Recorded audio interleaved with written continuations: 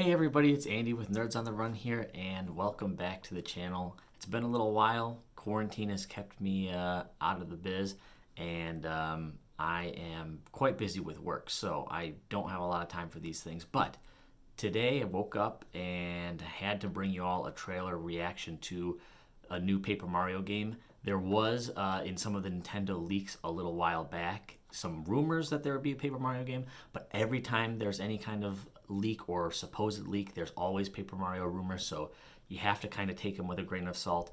These ones did turn out to be true. We are getting Paper Mario the Origami King. I have some mixed reaction. I know there's a lot of negativity about the direction that franchise has gone in past years, but let's kind of bring the exciting and what the trailer was about. So there is a new enemy, as the title suggests, the Origami King. It starts off kind of interesting. I mean, there's a bit of a horror vibe, rather than a captured princess, the princess has kind of been refolded. They're kind of leaning into the papercraft thing, reborn, and she's kind of possessed and creepy. Maybe a cool original Mario RPG 7-star throwback in the form of Bowser being an ally. He looks like he's been kind of folded up and neutered for all intents and purposes, but he can kind of follow you around and give you some feedback. So Baby Bowser's the ally in this one. Kind of cool. I do like that they're leaning into the papercraft world further. Really, the engine that they built Color Splash on was completely beautiful, even though the game was not great.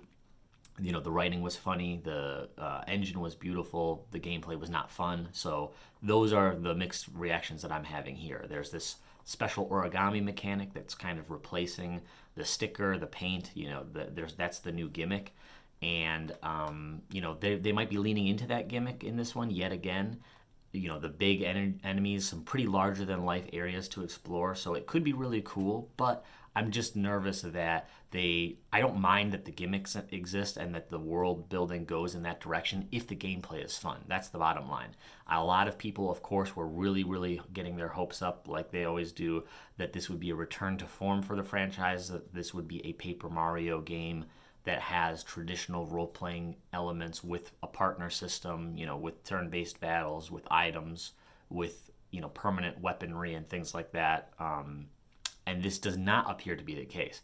I did get a couple of screen grabs, which I probably won't stick in the video. Maybe I'll put them in around here but I don't want to get flagged for anything. So, but there is there's a gimmick to this one where there's a ring system where Mario's kind of in the center of it, and there's these concentric rotating rings that you seem to have to line the enemies up on. So the enemy is still kind of like in every Paper Mario, the papercraft system.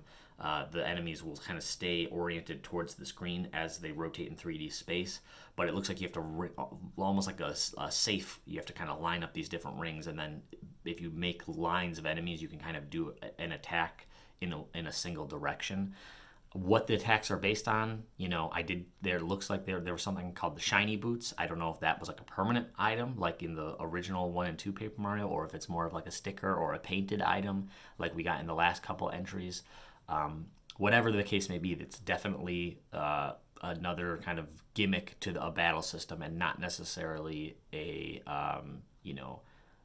select and attack kind of old school Final Fantasy, old school Paper Mario battle system.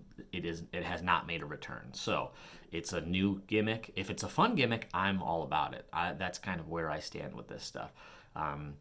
The battle system is fun. If there's a point to doing battle, if there's XP, if there's level ups, things like that, I am all for it. If there's really not any reason to be battling, if avoiding battle is actually encouraged, which has kind of been the case in the last couple games to conserve your limited attack items, then I will not be a big fan of that. But if they get rid of at least expendable attack items, they bring back some kind of experience-based system, and the stuff that they're showing is looking fun, I would be down to definitely give it a try. So Paper Mario the Origami King comes to Switch really soon. July 17th of this year. It's right around the corner. So not quite a shadow drop, but I mean they definitely didn't give us a lot of runway with this one. So we'll have to see here. I'm going to keep my fingers crossed that the new gimmicks could be fun, and I'll be looking to see more about it.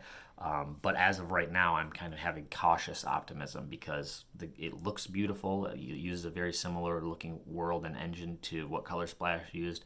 The writing looks like could be funny. I'm certainly always interested in a new enemy, in a new situation for our characters to get into, but I will not be sure if the actual battling is fun, if the actual exploration is fun, because if those things are not the case, then we're going to have just another Color Splash, just another sticker star on our hands. So I'm leaning towards the latter, but I'm hoping for the former. So anyway, this has been Andy with Nerds on the Run. If you want to be a part of the discussion, hit us up with some comments below. Leave a like to let me know what you liked on the video.